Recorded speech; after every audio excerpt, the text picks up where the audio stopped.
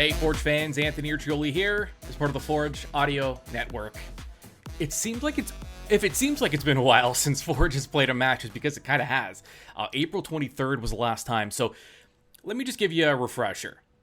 Forge at home against FC Edmonton, 3-0 the final, a dominating performance from Forge. Let's just run through the stat line again. It's exactly what the club needed after a slow start to the campaign. 10 shot attempts, 6 of them on target for Forge. Edmonton, 0 in both categories. Possession, almost 69% in favor of Forge. Corners, almost 7-to-1 ratio on corners for the match in favor of Forge.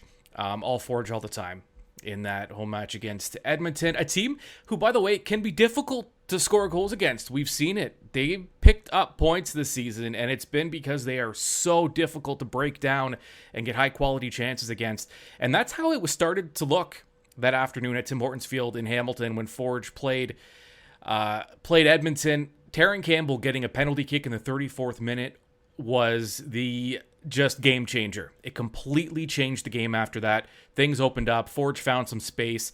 So that goal in the 34th minute came from Campbell. Taron Campbell then setting up Tristan Borges for Forge's second goal of the match in the 45th minute. And then after half in the 69th minute, Taron Campbell putting the exclamation point on the match with his brace, and Forge winning 3-0. Next up was supposed to be Valor. That game canceled last weekend for COVID reasons, and so an impromptu bye week for Forge. How does that change preparations going into this week against York United, which is Friday? It's an away match for Forge. You prepare for one team, which was Valor, and now you have to hit the reset button and prepare for a new team. That's one of the many things I spoke to head coach and technical director of your Forge FC, Bobby Smyrniotis. Yeah, I think, to be honest, we're looking forward to going and playing the game at Valor in Winnipeg. We had a great training week last week, and thought everything was ready. Had a good game plan, but there's certain things obviously we cannot control. So yeah, I just hit the reset button. We played an inter-squad amongst ourselves, and now we're just getting set for York. And they're the challenging an opponent down the road. We always know they're a very good game, so we're looking forward to it. Yeah, York kind of represents the parity of the team that the league has found. There was concern, Forge is dominating too much, or maybe Calvary, and it hasn't taken long to see that week after week anyone can beat anybody. York has had an impressive win over Calvary themselves. Have you seen the parity really kind of show through now in this league? Yeah, I think the one thing that we've seen, and I've talked about from the beginning, is that we'll see results like we've seen over these first few weeks. I think it's a normal thing. A lot of teams have had some changeover, teams coming in with the same identities, different things. So I think it's been common, if you look over the last few years of the league, that we see the results going different ways in what I'd call the first 8 games of the season. And I think that that trend will probably continue. For us, we want to make sure our trend continues with 3 points, and we keep on moving up the ladder. Are there specific reasons that the parity's really kind of shown through? Is it just that the teams know each other well? Yeah, I think, to be honest, I think it's either teams knowing each other well or teams getting to know themselves well. One thing we see is a lot of changeover in rosters from year to year. We've been able to keep a consistent team, but we've had quite a bit of changeover as well this year. So I think, it takes some time. It doesn't matter how you go about your preseason and what your friendly matches are. It's this first part of the year when you have that working on the tactics and integrating everyone. I think it's normal to see what we've seen over these first few weeks. Is the club getting healthier at this stage? Yeah, everyone is looking good. We're 90% of the way there, which is very good at this point in the year. And that's another thing we've seen across the league. There's been different injuries amongst players and so on, and could be a longer period of time off in the off season. For us, a very short off season. So different factors always play into that. But the team is looking good. The team is healthy, and we're just looking forward to Friday night. All right, I mentioned and I brought up parity to Coach Bobby. Let's stick with that for a moment, and let's bring in Oliver Platt, our CPL analyst. He works for One Soccer, and he joins the Forge Audio Network now. I was thinking about this the other day with this league. You look at Forge and the championships, the first and the second, and then the finals appearance, the third year. And I think from the outside looking in, it would look like there's a lack of parity in the league. But when you really break the league down week to week, I mean, even the biggest upsets don't seem all that surprising. I mean, especially early in the season, this is a league where it really feels like anyone can beat anyone on a given week. Yeah, for sure. Definitely early in the season, you still see teams maybe figuring it out a little bit, and that does create a certain amount of parity in itself. But I think even beyond that, just teams have improved this year. I think you see teams that maybe weren't particularly relevant, particularly in the first 2 years. Whether it was Atletico Ottawa obviously not existing and then being an expansion team at very short notice. Now they look very competitive, or Valor struggled at times during the first couple of years, but I think they're a really competitive team now.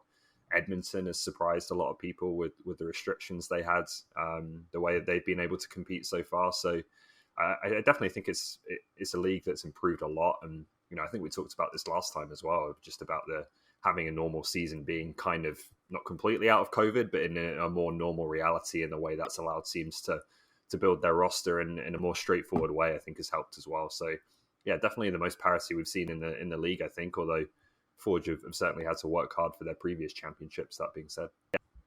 Yeah, and I think this is always a concern when you start a league from scratch, which is essentially what the Canadian Premier League is. And I talked to Andy Petrillo last week, and we had a conversation about in the early days. That was one of the concerns about the league: is can the league, um, can it be a strong league if there isn't enough parity? At least after the first, okay, maybe year one, year two, but then the parity really needs to start. It needs to look like a competitive league, essentially.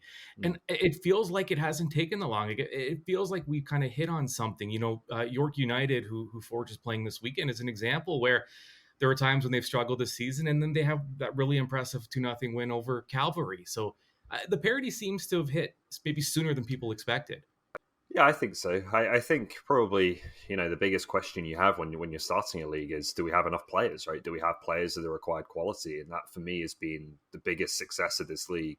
Period. Is that not only do we have the depth of quality in terms of Canadian players that are showing that they can be professionals, but most of the stars of this league, of course, there's been some great international players, but most of the best players in this league have been young Canadian players, and I think that's been a massive success for this league, and hopefully something that bodes well going forwards as the league continues to expand, and obviously the talent maybe gets diluted among more clubs. So yeah, that's definitely something that I think in any league you're kind of thinking about the domestic talent. Is there going to be enough? Is this quality of play going to be good enough to really interest people and engage people? And I think that's been right at the bottom of the list of problems for the CPL and things that need to improve in the early years. The players have done fantastically well, and it's clear there's talent all over the league. Yeah, the only, I guess, if we're nitpicking here, I think maybe people thought York and Forge would maybe be a bigger rivalry than it Yeah. has been.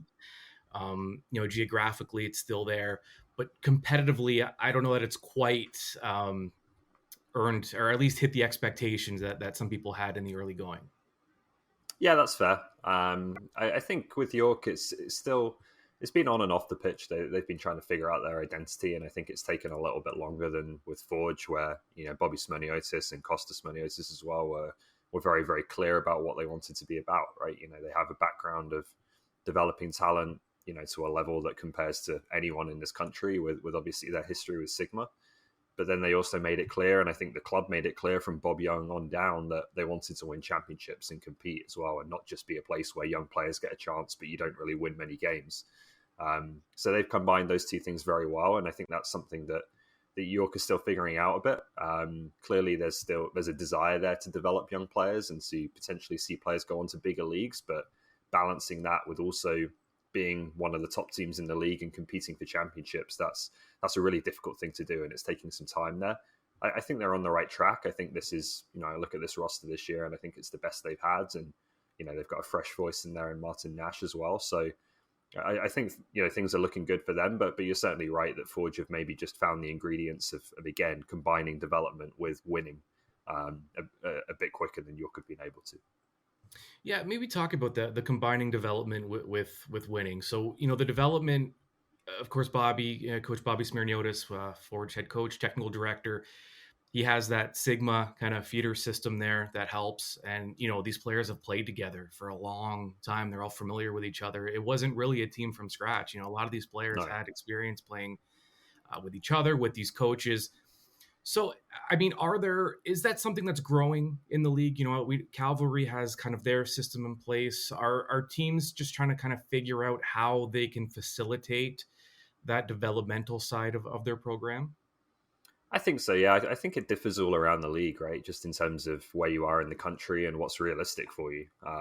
It's going to be difficult, much more difficult for a club like Halifax or a club like Valor to really rely on a local pool of players in the same way that teams in the GTA can, or Pacific being near Vancouver can, when there's such a much bigger body of young players to draw upon, right? So you have to be creative, and you have to think about it depending on your situation. So with Halifax, you see they've dipped quite a lot into Quebec and the PLSQ and players coming out of that region, because obviously it's in close proximity to them. They've looked at youth sports players, college players quite a lot, and tried to find different ways of doing it, because they don't have, compared to Forge and York, that massive pool of players that's there in Toronto and the surrounding areas to draw upon. So I think it differs all across the country. I don't think there's one model that's going to work for everyone in terms of how you develop young talent and bring it into the first team. But there's a few different avenues you can go down, and I definitely think clubs are starting to figure out, what's going to work for them and be the best pathway for them.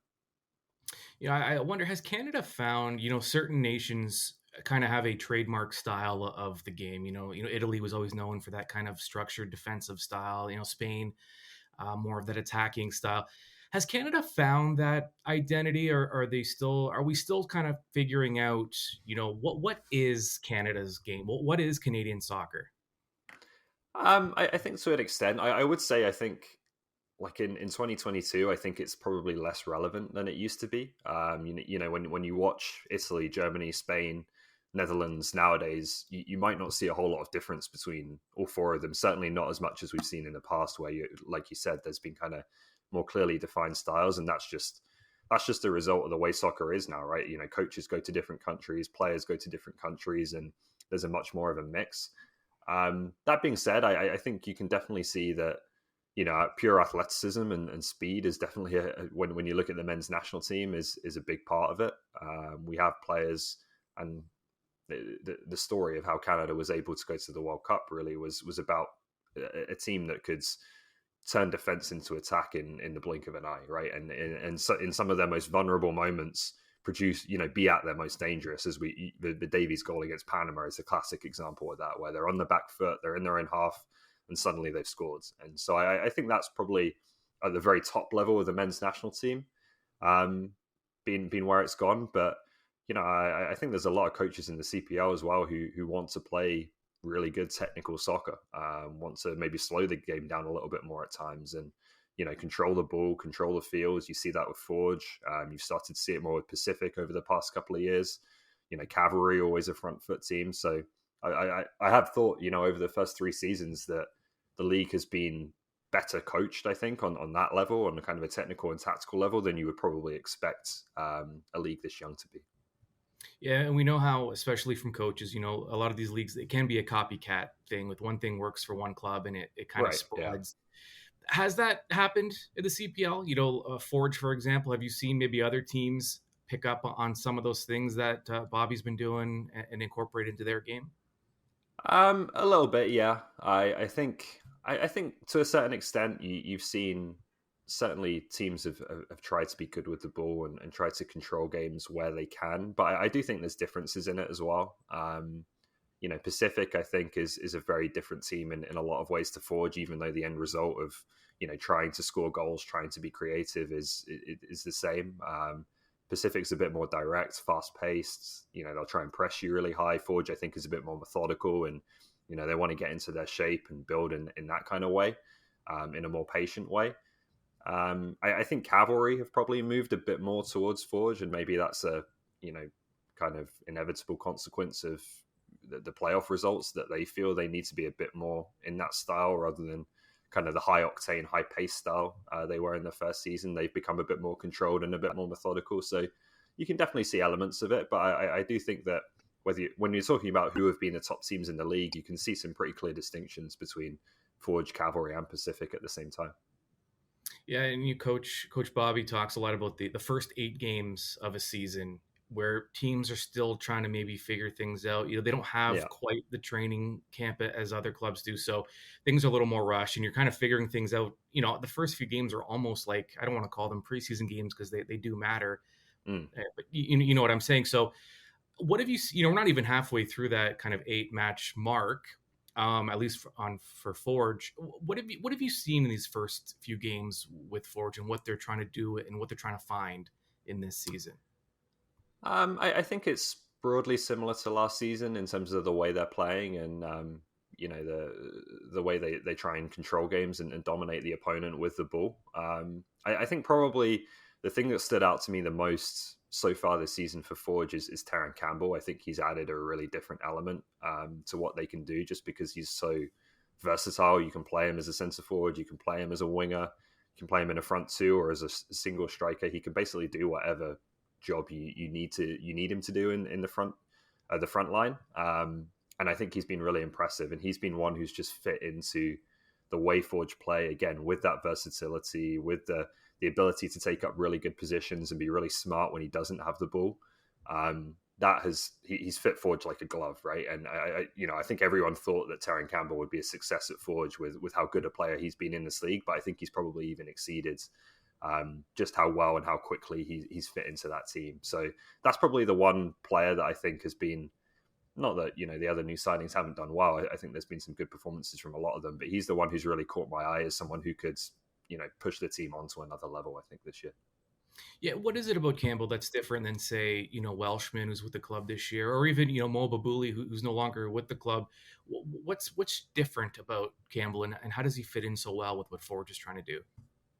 I think it's what he does when he doesn't have the ball.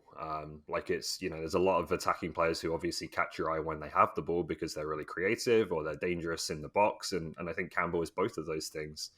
But more so than a lot of other players, he's really intelligent in his movement. And like the Cavalry game was a great example of where Bobby, I think, spotted something in how he could exploit Cavalry's backline, maybe the back three. And the way Campbell, if you watch the first 25 minutes or so of that game, Campbell was just constantly dragging Dan Klomp out of position. And it was a real problem for Cavalry. They had to make some tactical changes, which they did to give them credit and got them back into the game. But the way Campbell was just able to move and take up really smart positions and, help other players with his movement by creating space for others. He's done that all season, I think, at a really high level. And that's something that is going to make everyone around him better. So, I just think he's really fit the way Bobby likes to play. Yes, and you predicted, I can't remember the exact word you used in your tweet, but after the signings of Hoja Rapport and Campbell, there was a word, I can't remember it now, but it was a big deal, essentially, is what you were trying to say. And already the Campbell signing is making a huge difference. So, Oliver, as always, thanks so much for doing this, and we look forward to chatting again. Yeah, thank you. Anytime. All right, always enjoy talking soccer with Oliver, and I always enjoy when you join us. So thank you for that, and keep it locked. We have a full preview coming up shortly with Forge taking on York, and the full breakdown is coming up. So stay tuned wherever you get your Forge content, whether it be through podcasts, through YouTube, through the Forge website, through social media, so many different avenues for you to get it. Keep it locked because there's a lot more coming on the Forge Audio Network. We are Forge!